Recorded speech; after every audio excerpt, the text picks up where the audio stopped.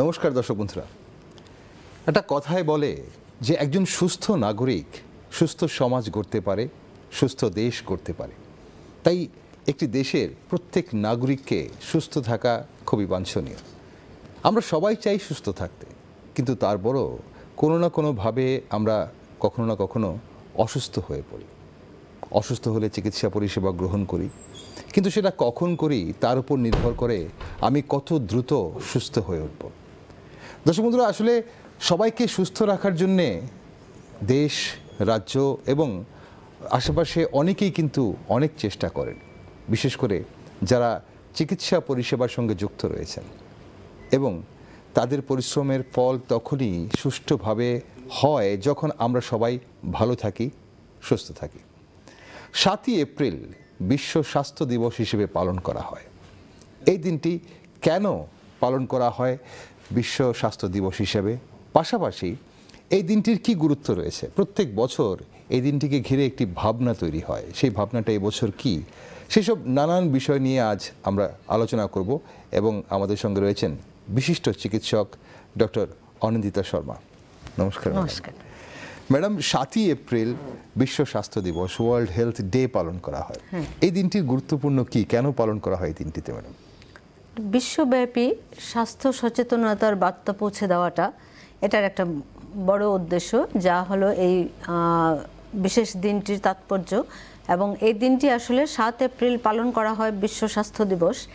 এটার পেছনে একটা কারণ হচ্ছে যে বিশ্ব স্বাস্থ্য সংস্থা, যাকে আমরা বলি ওয়ার্ল্ড হেলথ অর্গানাইজেশন বা হু, এটার প্রতিষ্ঠা কিন্তু সেই দিনেই হয়েছিল 1948 খ্রিস্টাব্দে। আচ্ছা। আসলে সেকেন্ড ওয়ার্ল্ড ওয়ার, দ্বিতীয় বিশ্বযুদ্ধের পরে পৃথিবী প্রত্যক্ষ করলো তার ভয়াবহ আফটার এফেক্ট। তখন সমস্ত বিশ্ব কিন্তু এটা ফিল করলো, রাষ্ট্রসংঘ তৈরি হলো। রাষ্ট্রসংঘ এটা অনুভব করলেন যে ওয়ার্ল্ড ওয়াইজ কোলাবোরেশনে স্বাস্থ্যের জন্য একটা কিছু করা দরকার। আচ্ছা। সেই জন্য 1946 খ্রিস্টাব্দে ওনারা একটা আন্তর্জাতিক স্বাস্থ্য সম্মেলনের আয়োজন করলেন। আচ্ছা। তো এইখানে আয়োজনে সবাই এলেন, এবং তখনই এইটার ভিতটা মানে তৈরি হচ্ছে আর কি বিশ্ব স্বাস্থ্য সংস্থার। আলটিমেটলি 1948 খ্রিস্টাব্দে প্রতিষ্ঠিত হলো সাংগঠনিকভাবে হু, এবং তখনই ওরা সেই দিনটিতে স্মরণ করে রাখতে ওনারা এটাকে বিশ্ব স্বাস্থ্য দিবস হিসাবে ঘোষণা করলেন। ওকে, বিশ্বব্যাপী পালন করা হয় এই দিনটি, বিশ্বব্যাপী। হ্যাঁ, এই 7ই এপ্রিল পালন করা হয় ওয়ার্ল্ড হেলথ ডে। দর্শক বন্ধুরা, বিশ্বব্যাপী ওয়ার্ল্ড হেলথ ডে পালন করা হয়। আসলে আমরা সবাই ওয়ার্ল্ড হেলথ ডে কে নিয়ে কেন কনসার্ন হব, কেন এটাকে নিয়ে ভাববো? অনেকে হয়তো ভাবছেন যে আমরা সবাই নিজের স্বাস্থ্য নিয়ে ব্যস্ত, আমরা সবাই নিজে সুস্থ আছি কিনা সেটা নিয়ে ভাবছি। আসলে এটা ঠিক যে আমাদের স্বাস্থ্য আমাদের অধিকার, আমাদের স্বাস্থ্য আমাদের অধিকার। আর এটাই কিন্তু এই বছরের ওয়ার্ল্ড হেলথ ডে বা বিশ্ব স্বাস্থ্য দিবসের মূল ভাবনা। ম্যাডাম, এই যে ওয়ার্ল্ড হেলথ ডের এ বছরের ভাবনা, মাই হেলথ মাই রাইট, আমার স্বাস্থ্য আমার অধিকার, তো এটার পেছনে কোনো বিশেষ কোনো কারণ আছে বলে কি মনে হয়? তাৎপর্য কি এটার? এটা কিন্তু আমরা এককভাবে তো কেউ ভালো থাকি না। আচ্ছা, সার্বিকভাবেই ভালো থাকতে হবে। তো সেক্ষেত্রে প্রত্যেকটা মানুষকে সচেতন করতে হবে তার অধিকার নিয়ে, না হলে সে ভালো থাকবে না। আচ্ছা, তো এই জন্য এখন একটা না একটা অজুহাত লোক দেখায়, কিন্তু সুস্থ থাকার ক্ষেত্রে আমি দেখেছি আমার এটা নেই সেটা নেই। তো এখন বলেই দেওয়া হলো যে স্বাস্থ্য আমার অধিকার। এবার অধিকার সম্পর্কে সবাই সচেতন হয়ে যাবেন। তো এই অধিকারের মধ্যে আমরা জানি সুস্থ থাকাটা আসলে কি, শুধু একটা আমি রোগহীন এটার নাম কিন্তু সুস্থ থাকা নয়। শারীরিকভাবে একজন মানুষ ডিজিজ ফ্রি মানে সে সুস্থ নয়। আসল সুস্থ মানে স্বাস্থ্যটা হচ্ছে সে যখন একটা মানুষ যখন শারীরিকভাবে, মানসিকভাবে এবং সামাজিকভাবে সে সুস্থ অবস্থায় আছে, আচ্ছা, তখনই তাকে স্বাস্থ্য বলা যাবে। ওকে। তো সেই ক্ষেত্রে কি হচ্ছে, এই যে আমার স্বাস্থ্য আমার অধিকার, তার মানে আমার অধিকারের মধ্যে অনেক কিছু চলে আসছে। একদম একদম। যেমন আমি দাবি করব যে আমার পর্যাপ্ত পুষ্টিকর খাদ্য, তারপরে হচ্ছে আমার পরিশুদ্ধ বাতাস যেখানে আমি শ্বাস নেব, তারপরে হচ্ছে যে পরিষ্কার এবং পরিশুদ্ধ পানীয় জল, দূষণমুক্ত সুন্দর পরিষ্কার পরিবেশ থাকার। আচ্ছা, তারপরে হচ্ছে যে আমার ধনী দরিদ্র ছোট বড় নারী পুরুষ নির্বিশেষে সবার সরকারিভাবে পর্যাপ্ত স্বাস্থ্য পরিষেবা লাভের suযোগ। আচ্ছা, এইগুলো এই সব কিছু মিলিয়ে হচ্ছে মাই হেলথ মাই রাইট, হচ্ছে আমার এখানে স্বাস্থ্যটা আমার অধিকার। অবশ্যই দর্শক বন্ধুরা, এই যে ওয়ার্ল্ড হেলথ ডে, বিশ্ব স্বাস্থ্য দিবসের 2024-এর ভাবনা মাই হেলথ মাই রাইট, আমার স্বাস্থ্যই আমার অধিকার, এই নিয়ে কিন্তু ভাবনাটা কিসের ম্যাডাম বলছিলেন। কিন্তু আরেকটা জিনিস ম্যাডাম আমাদের, আপনি যখন বলছিলেন তখন মাথায় এলো যে আমরা যদি স্বাস্থ্য বলি, সুস্থ থাকা বলি, তাহলে কি শুধু শারীরিকভাবে সুস্থ থাকাটাকে কি আমরা বলছি? মানসিক স্বাস্থ্য নিয়ে কিন্তু আজ কথা হচ্ছে, কিন্তু সেটা কতটা প্রয়োজন? কারণ আজকের পৃথিবীতে, আজকে যে লাইফ আমরা লিড করছি, সেখানে মানসিকভাবে সুস্থ থাকাটা কতটা প্রয়োজন? একেবারেই ঠিক। মানে মানসিকভাবে আজকাল আমরা দেখতে পাচ্ছি মানসিকভাবে সুস্থ থাকাটাই বেশি চ্যালেঞ্জিং হয়ে যাচ্ছে। মানুষ একটা ইঁদুর দৌড়ে ঢুকে যাচ্ছে, তার স্ট্রেস, অ্যাংজাইটি, টেনশন সবকিছু মিলিয়ে সে দিশাহারা হয়ে যাচ্ছে। অনেক সময় সে এটা প্রকাশও করতে পারছে না, চেপে রাখছে, যার জন্য এটা আরো বাড়ছে। তো সেক্ষেত্রে আমরা বলবো যে মানসিকভাবে একটা মানুষ সুস্থ থাকতে হলে তার তিনটে জিনিস, যেমন সাইকোলজিক্যালি, সোশ্যালি, মেন্টালি তাকে ভালো থাকতে হবে। আচ্ছা, সাইকোলজিক্যালি যখন সে খারাপ থাকছে, সে কিভাবে বুঝবে? তার কিন্তু একটু ইরিটেশন হবে, সে মানে চট করে রেগে যাচ্ছে, তারপরে সাইকোলজিক্যালি সে অনেক কিছু পছন্দ হচ্ছে না তার, হ্যাঁ, কিছু বলতে পারছে না, বা এটার জন্য আরো বেশি সে সরে যাচ্ছে, এরকম হতে পারে। তারপরে মেন্টালি তো ইমোশনালি যেটা হয়, ইমোশনালি সে তার ভাবটা প্রকাশ করছে না, কিন্তু ভেতরে ভেতরে তার পছন্দ হচ্ছে না। সোশ্যালি সে আইসোলেটেড হয়ে যাচ্ছে, সে একা থাকা পছন্দ করছে, লোকজনের সঙ্গ পছন্দ করছে না। এইভাবে যদি বেশ কিছুদিন চলে, এটা কি ডিপ্রেশনের শিকার যে আমরা বলি সেটাই, সেই জিনিসটা নাকি ডিপ্রেশন ছাড়াও হয়? ডিপ্রেশন ছাড়াও হয়, তবে মেজর যেটা হচ্ছে এমডিডি, মেজর ডিপ্রেসিভ ডিজিজটাই কিন্তু এখন মেজর। আচ্ছা, এখন এটাই সবচেয়ে বেশি দেখা যাচ্ছে। এখানে বলা হচ্ছে যে যদি এটা কিছুদিনের হয়, তো আমি নিজে নিজে এটাকে আমি ঠিক করার চেষ্টা করব, আমি নিজেকে নিজে কাউন্সেলিং করব, সবকিছু করব। আফটার অল আমরা একটা ইমোশনাল জীব, তো আমাদের এই ইমোশনগুলো থাকতেই পারে, ভালো লাগা, মন্দ লাগা, রাগ, এগুলো থাকতে পারে, অভিমান হওয়া। কিন্তু এটার আতিশয্য বা এটা যখন একটু বেশি দিন লাস্টিং করছে, যাচ্ছে না 2 সপ্তাহ বা তার বেশি, তখন কিন্তু এটাকে শেয়ার করলে ভালো। আর অনেকেই শেয়ার করার হয়তো লোক পাচ্ছে না, কিছু না, সেই ক্ষেত্রে মানসিক রোগের ডাক্তাররা আছেন, চিকিৎসকরা আছেন, ওনাদের কাছে গিয়ে কাউন্সেলিং নেওয়া যেতে পারে। কিন্তু ওইটার প্রচারটা খুব দরকার, যে কাউন্সেলিং নেওয়া মানে আমি পাগল হয়ে যাচ্ছে, এটা একেবারেই নয়। এই একটা ভুল ধারণা এখনো আমাদের এই সভ্য সমাজে আছে। সময়ের বিবর্তনে, বিজ্ঞানের অগ্রগতিতে আমরা অনেকটা দূর এগিয়ে এসেছি, কিন্তু তারপরও এখনো যখন আমরা মানসিক স্বাস্থ্যের কথা বলি, অনেকেই কিন্তু ম্যাডাম বলেন যে মানে আমি কি পাগল নাকি, আমি কি পাগল নাকি, আমি কেন গ্রহণ করতে পারছেন না। কিন্তু একজন সাইকিয়াট্রিস্টের কাছে যাওয়া বা একজন সাইকোলজিস্টের সঙ্গে পরামর্শ করা, তাই মানে যে পাগল হয়ে যাওয়া নয়, সেটা মানুষকে বুঝতে হবে। তো আমি দেখেছি, মানে আমার অভিজ্ঞতায়, হাসপাতালে যখন রোগীরা আসেন, তো আমি বুঝতে পারছি ওনার মানসিক কিছু সমস্যা আছে। তো এটাকে ডাইরেক্টলি না বলে যে আপনার একটু ঘুমটা কম হচ্ছে, তো একটু নার্ভের সমস্যা আছে, আপনি একটু নার্ভের ডাক্তার দেখান। কিন্তু আমি যখন রেফার করছি তখন কিন্তু ওখানেই দিচ্ছি ওনাকে। হ্যাঁ, কিন্তু উনি যদি নার্ভের ডাক্তার বলেন তখন কিছু মনে করেন না। তো এটা হচ্ছে আর কি আমাদের অভিজ্ঞতা, একটু ঘুরে যেতে হবে। তো আস্তে আস্তে হয়তো এটা এইভাবে আমরা আলোচনার মাধ্যমে বোঝাবো যে এটা কিছু নয়, এটা কাউন্সেলিং। আমরা দেখেছি ইভেন যারা বড় বড় প্লেয়ার, তারাও কিন্তু ম্যাচের আগে কাউন্সেলিং নেন অনেক সময়, টেনশনটা কম্পেট করার জন্য। এটা খুব সাধারণ জিনিস, এটা মানে এটা থেরাপির মতো, এটা কিন্তু অন্য কিছু নয়। তো ওইটা মানসিকভাবে সুস্থ থাকাটা খুব প্রয়োজনীয় হয়ে পড়েছে আজকাল। একদম মানসিকভাবে সুস্থ থাকাটা খুব প্রয়োজন, কারণ মানসিকভাবে সুস্থ থাকলেই আমি বাকি জিনিসগুলোর দিকে করতে পারবো। হ্যাঁ, সে তো কাজেও কনসেন্ট্রেশন নিতে পারছে না, এগোতে পারছে না পড়াশোনায়, সব দিক দিয়ে পিছিয়ে যাচ্ছে, ফলে তার ডিপ্রেশনটা দিন দিন আরো বাড়ছে। আর এই মানসিক স্বাস্থ্যটা ছোট বড় সবার জন্যই আসতে পারে, যে সবার জন্য আসতে পারে, বৃদ্ধদের খুব আসতে পারে, লোনলিনেস থেকে, তারপর একাকিত্ব থেকে, মানে ডিপ্রেশন চলে আসতে পারে, স্টুডেন্টদের আসতে পারে স্টাডি ওয়াইজ চাপ থেকে, আমাদের মতো লোকেরা যারা জবে আছেন জবের চাপ থেকে আসতে পারে, উপরে ওঠার প্রেশার একটা, কাজ করতে পারছি কিনা সেটার প্রেশার, অনেক ধরনের সবারই আছে। ম্যাডাম, আপনি এই মানসিক স্বাস্থ্যের কথা উল্লেখ করতে গিয়ে আপনি বলছিলেন সোশ্যাল হেলথের কথা, মানে সামাজিকভাবে সুস্থ থাকার কথা, সেই জায়গাটা কি ব্যাপারটা একটু যদি খুলে বলেন, সামাজিকভাবে কিভাবে সুস্থ থাকবো? সামাজিকভাবে সুস্থ থাকার জন্য কিন্তু আমাদের অনেক জনের এফোর্ট দরকার, এটা শুধু একজনের না, সমাজ যখন সবাইকে নিয়ে, তার মধ্যে একটা আসছে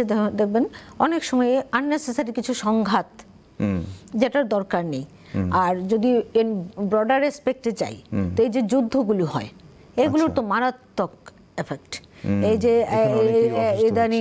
ইদানিং যে হচ্ছে যে ইউক্রেন রাশিয়ার যে দীর্ঘমেয়াদী যুদ্ধ, মাঝখানে হলো ইসরায়েল হামাসের যুদ্ধ, তারপরে আফ্রিকান কান্ট্রিজগুলির মধ্যে ইন্টারনাল কিছু থাকেই, তারপরে আছে টেরোরিজম, এই ধরনের, তারপরে তো এমনিতে সংঘাত তো থাকেই। এই সব কিছু মিলিয়ে এই যে চাপটা, এটা ডাইরেক্টলি ইনডাইরেক্টলি আবাল বৃদ্ধ বনিতা সবাইকে এফেক্ট করে। আচ্ছা, তো এই যে চাপটা, এটার মোকাবিলা কিন্তু করতেই হবে। এবং এটাতে সোশ্যালি এফেক্ট হয়, যেমন সবচেয়ে বেশি স্বাস্থ্যের উপরেই এফেক্ট আসছে, মানসিক হোক শারীরিক হোক, দুটোতেই। শারীরিকভাবে যেমন আমাদের সৈন্যরা উন্ডেড হচ্ছে, যেই হোক সে তো মানুষই, আমরা সবাইকে যে দেশের হোক সে মানুষ, সে উন্ডেড হচ্ছে বা তার ডেথও হতে পারে। তারপরে সঙ্গে সঙ্গে আমরা কিছু হেলথ প্রোভাইডারদেরও হারাতে পারি এইসব যুদ্ধে, এদেরও মৃত্যু হতে পারে। মানে ক্ষতি লসই লস। এই পরিবারটা তো আঘাত পেল, তার আঘাত কিন্তু তার পারিবারিক পরিমণ্ডলে এলো, তার ছেলে মেয়ে সেই মানুষের আঘাত পেল, প্রত্যেক, মানে এটার ক্ষতি। আর এই চাপটা নিতে না পেরে অ্যাংজাইটিতে আরো সুস্থ মানুষগুলো অসুস্থ হয়ে যাচ্ছে। এই আমরা যখন নিউ জেনারেশনকে ভালো জায়গা দিতে যাব, আমরা অবশ্যই চাইবো ফ্রি ফ্রম এই ওয়ার, যুদ্ধহীন একটা এনভায়রনমেন্ট চাই, সংঘাতহীন, টেরোরিজম ছাড়া, যেটা আমরা পারবো, সবাই মিলে চেষ্টা করলে কেন পারবো না? এটা তো ভাইরাসের সৃষ্ট না, আমরা করোনা মোকাবিলা করে ফেলেছি একদম ওয়ার্ল্ড ওয়াইড কোলাবোরেশন। এটা তো ন্যাচারাল ক্যালামিটি নয়, এটা আমাদের সৃষ্ট, মানুষের দ্বারা তৈরি করা।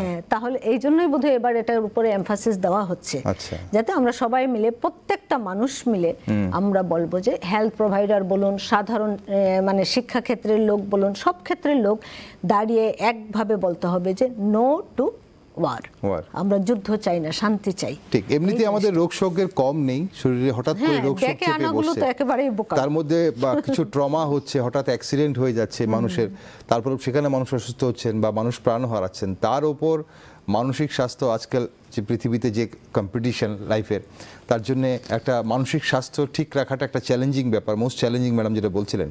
তার উপর যদি এই ধরনের যে সামাজিক চাপগুলো আসে, যেগুলো বিভিন্নভাবে আসে, টেররিজম বলুন বা এই যে যুদ্ধ বলুন, তাহলে মানুষ যাবে কোথায়? ঠিক ম্যাডাম, আজকাল যখন আমরা রোগের কথা বলি, সুস্থ থাকার কথা বলি, তখন প্রায় একটা আলোচনা উঠে আসে, বিভিন্ন বিভাগের চিকিৎসকরাই বলে থাকেন লাইফস্টাইল চেঞ্জের কথা। তো লাইফস্টাইলটা কি আমাদের আজকে এতটাই মানে খারাপ হয়ে গেছে যে আমরা লাইফস্টাইল ডিজিজ, যেমন ধরুন এই যে ব্লাড প্রেশারের বেশি হয়ে যাওয়া বা ব্লাড সুগার বেশি হয়ে যাওয়া, এই ধরনের জিনিসগুলো খুব বেশি হচ্ছে আজকাল? হ্যাঁ, এটা তো লাইফস্টাইলের জন্যই হচ্ছে বলবেন। আমরা কিন্তু একটা কথা ছোটবেলা থেকে আমরা শুনে আসছি, আপনিও শুনেছেন, যে আর্লি টু রাইজ, মানে early to bed early to rise makes a man healthy wealthy and wise. এটা যত দিন যাবে এটার সত্যতা আপনি আবার বুঝতে পারবেন, দেখবেন। এখন বাচ্চারা অনেকেই 8টা-10টার আগে ঘুম থেকে ওঠে না, সারা রাত্র জেগে পড়াশোনা করছে, কি পড়াশোনা করছে জানি না, কিন্তু ছোটবেলা থেকে যদি এই হ্যাবিটটা হয়, তারপরে দেখবেন অনেক মানে অফিসে যারা কাজ করছেন তারাও এমন, দেরিতে আসছেন, দেরিতে যাচ্ছেন, ফলে পুরো রুটিনটাই দেরি হয়ে যাচ্ছে। তো এইটুকু যদি অভ্যাস আমরা চেঞ্জ করি, যে সকালবেলা উঠি, হাতে কিন্তু সময় থাকে, একটু হাঁটলেন, একটু ফিজিক্যাল অ্যাক্টিভিটিস করলেন, তারপরে একটু হেলদি ফুড খাওয়া হলো, তারপরে আপনি কাজে গেলেন, কাজটা করলেন, কাজের মাঝে মাঝে যে কন্টিনিউয়াস কম্পিউটারে চোখ না দিয়ে চোখটাকে একটু রেস্ট দিন, তারপরে করুন। এরকম করে তারপর কাজের মাঝখানেও কিন্তু আমরা দেখেছি চেয়ারে বসেও কিছু এক্সারসাইজ করা যায়, অ্যাক্টিভিটিস করা যায়, মাঝখানে একটু হাঁটুন ডিপার্টমেন্টের মধ্যে, শুধু এক নাগাড়ে না বসে। তারপরে স্ট্রেস তো নেওয়াই হয়, কিন্তু স্ট্রেস নেওয়ার একটা ধরন আছে। মেডিটেশন করুন, মাঝে মধ্যে ডিপ ব্রিদিং করুন, বসে বসে থেকেই মাঝে মাঝে ডিপ ব্রিদিং করুন, শরীরটা আরাম পায়। এই জিনিসগুলো না করলে, আর সঠিক খাদ্যাভ্যাস তো খুবই ইম্পর্টেন্ট এর মধ্যে। আর লাইফস্টাইলের মধ্যে হচ্ছে, আমি তো সব আগে বলবো যে ভোরে ঘুম থেকে উঠুন, হাঁটুন, এক্সারসাইজ করুন। কতটা সময় সারাদিনের মধ্যে 1 ঘন্টা 1.5 ঘন্টা নিজেকে দিন, আপনি অনেক বেশি দিতে পারবেন সোসাইটিকে। ঠিক। অনেকেই বলে যে লং লাইফ থাকতে, অনেকেই লং লাইফ পছন্দ করেন, কিন্তু আজকাল বর্তমানে লং লাইফের চেয়ে কোয়ালিটি লাইফটা কতটা প্রয়োজন হয়ে দাঁড়িয়েছে। কারণ শারীরিকভাবে বলুন বা মানসিকভাবে বলুন, কারণ মানুষ বেঁচে থাকতে পারে, হয়তো মানুষের জীবনায়ু বেড়ে গেছে, কিন্তু যেই কোয়ালিটি লাইফ লিড করছে, মানুষ বিভিন্ন অসুস্থতায় ভুগছেন, সেটা কি মানে সত্যি ভালো হচ্ছে? এবং সেখান থেকে সরে আসার জন্যে ফুড হ্যাবিটস কতটা আমাদের এখানে ভূমিকা রাখে? এখানে দুটো জিনিস, এই যে বললাম জীবনশৈলীটা আর ফুড হ্যাবিট, দুটোই খুব ইম্পর্টেন্ট। জীবনশৈলী তো আমরা মোটামুটি একটু বললাম, আর ফুড হ্যাবিট আমি বলবো এটা খুব সাধারণ, কিন্তু হ্যাঁ একটু খেয়াল করলে এটা মেনটেন করা যায়। অনলি থিং যে আমাদের যে জিভের ব্যাপারটা, এটাকে একটু কন্ট্রোল করতে হয়। এখানে প্রবাদ তো আপনি রয়েছে, স্বীয় জিহ্বা শাসনে রাখিও। হ্যাঁ, এটা কিন্তু ঠিক। এই জিনিসটা একটু সামলে চললে স্বাস্থ্য রক্ষাটা এমন কিছু ব্যাপার না। হেলদি ফুডটা খুব ইম্পর্টেন্ট, এবং আমি বলবো না যে খুব কস্টলি ফুড দরকার নেই। আপনি সকালবেলা উঠে আগের দিন রাত্রে একটু ছোলা, কাঁচা ছোলা, একটু বাদাম, এগুলো ভিজিয়ে, কাঁচা মুগ, এগুলো খুব সস্তা, এমন কিছু দাম নয় কিন্তু। 1 মুঠো, তাও বেশি তো খেতে হয় না, 1 মুঠো রাত্রেবেলা ভিজিয়ে রাখলেন, সকালবেলা তো খালি পেটে জল খেতে হয়, তার কিছুক্ষণ পরে যখন খিদে পায় এইটা একটু খেলেন, সঙ্গে আদা বা এরকম দিয়ে একটু খেলেন, কাঁচা লবণ খেতে নেই, এইটা খেলেন। তারপরে অফিস যাওয়ার আগে ব্রেকফাস্টটা, অনেকেই কিন্তু সকালবেলা ডাইরেক্ট ঘুম থেকে উঠবে 8টার সময়, বা স্নান করে সোজা অফিস, ব্রেকফাস্টের বালাই নেই, অফিসে গিয়ে চা। তো this is completely A wrong way. এটা তো ডেকে আনবেই অসুখ বিসুখ। তো এটা লং লাইফ, কোয়ালিটি লাইফ দুটোই করা যায়, দুটোই হাতে হাত মিলিয়ে চলবে, কিন্তু নিজেকে একটু ঠিক রাখতে হবে, নিজেকে নিজের শাসন করে ঠিকঠাক, এবং কিছুদিন অভ্যাস করলে দেবেন ওটাই অভ্যাস হচ্ছে, এটাই ভালোও লাগছে থাকতে, ভালো থাকার একটা আনন্দ আছে, আলাদা আনন্দ আছে। ম্যাডাম, এই যে ফাস্ট ফুডের কথা বলা হয় বারবার, যে ফাস্ট ফুড খাওয়ার ফলে অনেকগুলো রোগকে আমরা ডেকে আনছি শরীরে, কিন্তু তারপরও এটাও মানুষের ব্যবসা, এটা করে অনেকগুলো পরিবার চলছে। কোনো একটা জায়গায় কি বিকল্প কিছু ভাবা যাচ্ছে? প্লাস কি ধরনের ক্ষতি হয় আমাদের এই ফাস্ট ফুডের কারণে? আমি বলবো এটার বিকল্প আমরা খুব সাধারণভাবে নিতে পারি। যেমন খাবারের দোকান, আজকাল কিন্তু মানুষ নেট দেখে দেখে, ইন্টারনেট দেখে দেখেও একটা শ্রেণীর মানুষ বেশ সচেতন হয়েছেন, আমি বলবো অনেকে সচেতন হয়েছেন। তো ওনাদের সচেতনতাকে আমরা যদি একটু প্যাট্রোনাইজ করি, একটু ইজি করে দিই, অনেকে ভাবেন হেলদি ফুড খাওয়াটা খুব কঠিন, তার চেয়ে রাস্তার পাশে পাচ্ছি খেয়ে নেই, সময়ের অভাবে। একদম। তো আমরা, যিনি ফাস্ট ফুডের দোকান করছেন, উনি যদি একটু অল্টার করে ওই হেলদি ফুডটাই সার্ভ করেন, প্রথম একটু সময় লাগবে গ্রাহক পেতে, কিন্তু আস্তে আস্তে কিন্তু পেয়ে যাবেন। আমরা যে মা মাসির রান্নাটা ঘরে খাই, এটা তো বিস্বাদ হয় না, তো এটা তো টেস্টি হয় একদম। হ্যাঁ, হয়তো পাস্তা বা এই চাউমিনের মতো ওই রকম ইয়ে হচ্ছে না দোকানেরটার মতো, কিন্তু এটা ধীরে ধীরে খেতে খেতে অভ্যাস হয়ে যায়, এবং এটা ভালো। আর যখন দেখবেন সুস্থ আছি, তো সবটাই অ্যাকসেপ্ট করা যায়। তো ধীরে ধীরে আমার মনে হয় ওইভাবে আমরা শিফট করতে পারি। ওনার বিজনেস বন্ধ করতে আমি বলছি না, কিন্তু উনি একটু শিফট করে যাবেন, আর একটু হেলদিয়ার ফুড দিন না উনি, মানুষ যাতে বেঁচে থাকে, মানুষ যেন বেশি দিন খেতে পারে, বেশি দিন খেতে পারে। আর ওর যে সময় বাঁচানোর ব্যাপারটা হয়ে যাচ্ছে, অনেকেই বাইরে খান যে সময় বাঁচাতে, আলস্য করেও, যে গিয়ে আবার রান্না করবো, অফিস থেকে গিয়ে রান্না করতে ইচ্ছে করছে না, বাইরে খেয়ে নিই। তো বাইরে যদি একটা হেলদি খাবারের ব্যবস্থা থাকে, আমরা অনেক বেশি প্যাট্রোনাইজ করতে পারি হেলদি ফুড। আর আরেকটা দেখলাম, এবার একজন বলছিলেন, নেটেও প্রপোজাল দিচ্ছিলেন যে ফাস্ট ফুডের ট্যাক্সেশনটা বাড়িয়ে দেওয়া। যেমন আমরা দেখি এখন সিগারেটের কিন্তু ট্যাক্সেশন বেশি, ঠিক ওইভাবে ফাস্ট ফুডের দোকানে ট্যাক্সেশন বাড়িয়ে দিন। আর যখন কেউ হেলদি ফুড বিক্রি করছে, তাকে একটু সাবসিডি দিন। করতে করতে করতে করতে আপাত দৃষ্টিতে আমি জানি না এটা গভর্নমেন্টের লস আর গেইনেরটা কতটুকু, কিন্তু আলটিমেটলি যখন জনগণের স্বাস্থ্য ঠিক হয়, তখন কিন্তু এটা গভর্নমেন্টের ফেভারে আসে, কারণ এরা তো গিয়ে সেই ফ্রি মানে দেশের নাগরিক সুস্থ থাকলে সেটা উৎপাদনশীলতা বাড়ে, উন্নয়ন বাড়ে, সবকিছুই বাড়ে। স্বাস্থ্যটা কিন্তু একদম ফার্স্ট প্রায়োরিটি হওয়া উচিত। ঠিক। 7ই এপ্রিল বিশ্ব স্বাস্থ্য দিবস, এবং এই স্বাস্থ্য দিবস যখন উদযাপিত হয় তখন একটা জিনিস তো ম্যাডাম এটা মানতেই হবে আমাদের, যে আমাদের মধ্যে অনেকেই আছে, বিশেষ করে আমাদের দেশে বা আমাদের দেশের এই প্রান্তে, যে যারা বিশেষ করে গ্রাম পাহাড়ে অনেকেই আছেন যারা ছোটোখাটো সমস্যার জন্য স্বাস্থ্য পরিষেবা নিতে চান না, সেটা গাফিলতির কারণেই হোক, সময়ের অভাবই হোক, বা আর্থিক সচ্ছলতা না থাকার কারণেই হোক। এখন কথা হচ্ছে, এই পরামর্শটা উনি নিয়ে নেন পাশের বাড়ির কাউর থেকে, এই পরামর্শটা নিয়ে নেন পাড়ার কাউর থেকে, অফিস কলিগ বা মাঠে ঘাটে বন্ধুবান্ধব থেকে। এটা কতটা ক্ষতিকারক? কারণ অন্য কেউ স্বাস্থ্য পরিষেবার কথা বলে দিচ্ছেন, ওষুধ প্রেসক্রাইব করে দিচ্ছেন, আমার এটা হয়েছিল, তুই ডাক্তারবাবু এটা দিয়েছিল, তুমি ওটা খেয়ে নাও, ওভার দ্য কাউন্টার মেডিসিন নিয়ে আসছেন, এটা কতটুকু ক্ষতিকারক?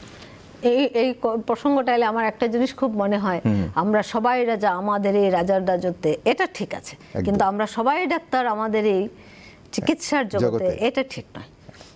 ডাক্তার যার যেটা সাবজেক্ট ওটা রেসপেক্ট দেওয়াটাই ভালো। হ্যাঁ, ওটিসি হচ্ছে যে ওভার দ্য কাউন্টার কিছু মেডিসিন যেগুলো এফডিআই অ্যাপ্রুভড, এগুলো অনেক কিছু কোয়ালিটি দেখে এগুলোকে দেওয়া হয়, যেমন প্যারাসিটামল। মাঝরাতে জ্বর বেশি হচ্ছে, কোথায় গিয়ে কি করবে, হ্যাঁ OTC over the counter paracetamol কেনা যায়।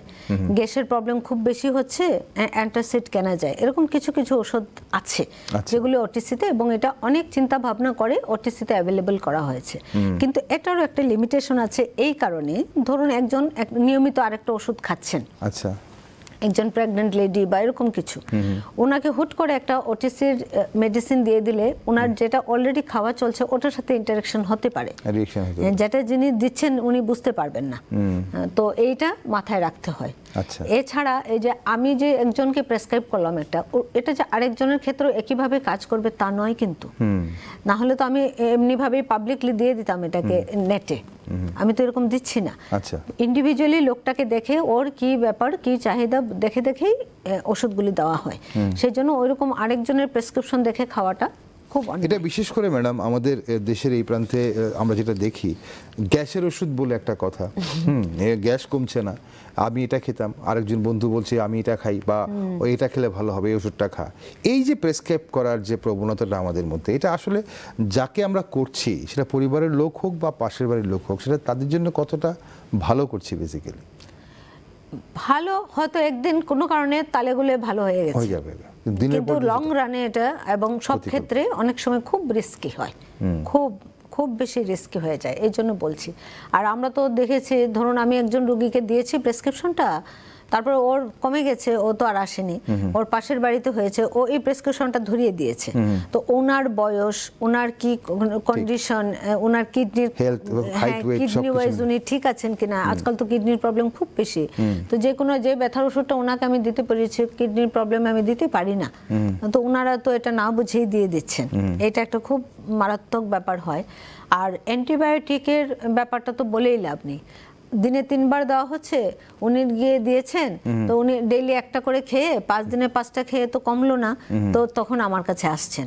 তো এটা আরো তখন অনেক বেশি ওনার জন্য ক্ষতিকারক হয়ে যাচ্ছে, কারণ যে ওষুধটা লেখা হয়েছিল ওইটা তখন আর কাজ করবে না, এটা রেজিস্ট্যান্স হয়ে যায় অ্যান্টিবায়োটিকের ক্ষেত্রে। এরকম আরো অনেকগুলো ওষুধের এই জিনিসগুলো আছে। তারপরে গ্যাসের ওষুধ যেমন আমি দেখেছি, মানে ধরুন ওনাকে অ্যান্টি হাইপারটেনসিভ দেওয়া হয়েছিল, সঙ্গে গ্যাসের ওষুধটা দেওয়া হয়েছিল, উনি 5 বছর আগের প্রেসক্রিপশনটা একইভাবে এখনো খেয়ে চলেছেন। আচ্ছা, আমি বললাম যে আমি তো রোজ একটা করে প্যান্টোপ্রাজল খাচ্ছি, কতদিন ধরে খাচ্ছেন? 5 বছর। তা লাভ হচ্ছে না, না ক্ষতি হচ্ছে? অবশ্যই ক্ষতি হচ্ছে, এটা তো ভেতরে ওনার সিস্টেমটাই চেঞ্জ হয়ে গেছে বডির। আচ্ছা, নিজে থেকে আর কিছু হবে না, মানে ওটা না হলে আর কিছু হবে না। তো এই ধরনের ডাক্তারিটা নিজে নিজে করাটা একটু বেশি রিস্কি, ওটা হয় না। সেখানেও সমাজকে একটু দায়িত্ব নিতে হবে, এবং কেউ যদি অসুস্থতা বোধ করেন, তাহলে সেটা যদি ওনার চিকিৎসা পরিষেবার প্রয়োজন হয়, তাহলে সেটা অবশ্যই একজন ডাক্তারের পরামর্শে হওয়া উচিত। আজকাল তো হাসপাতাল খুব কাছাকাছি হয়ে যাচ্ছে, ফলে এটা এমন কিছু সমস্যা হওয়া উচিত, অনেক দূর যেতে হবে ডাক্তারের জন্য, এমন কিছু নয়।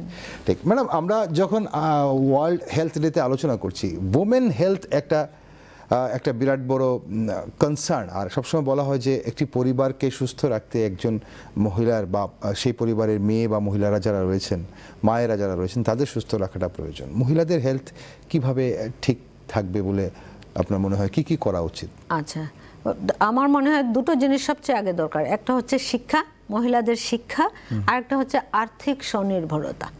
এই দুটো জিনিস মহিলাদের জন্য খুব দরকার, কারণ সে তো ঘরের চালিকা শক্তি, কিন্তু বাইরে কিন্তু হেড অফ দ্য ফ্যামিলি আরেকজন, কারণ ওনার রোজগার আছে বা যাই হোক, শিক্ষা আছে, উনি হায়ার স্ট্যাটাসে।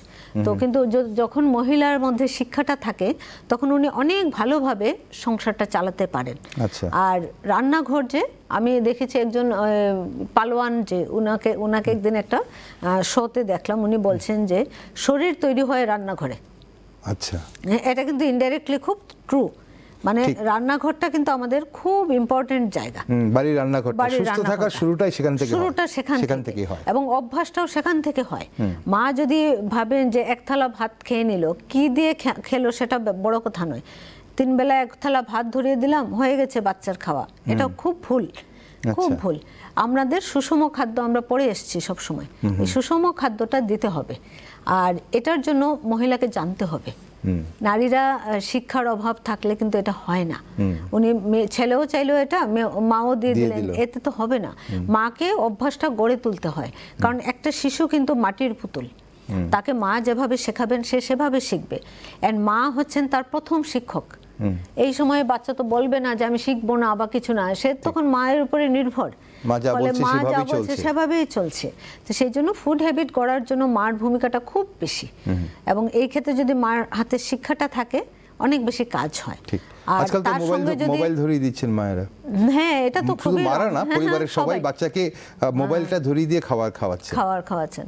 আর সঙ্গে যদি ওনার আর্থিক স্বনির্ভরতা থাকে, উনি আরো জোর দিয়ে বলতে পারছেন যে আমার ছেলেটার জন্য একটু মাছটা আনো, একটু শাকটা আনো, দুধটা আনো, এটা দরকার ওর, শুধু ভাত খেলে হবে না। আর সুষম খাদ্য দেওয়াটা কিন্তু টাকার ব্যাপারটা এতটা নেই। আমি বলছি কিভাবে, যেমন শাক, সিজনাল শাক সব সময় পাওয়া যায় আমাদের বাজারে এবং খুব কম দাম।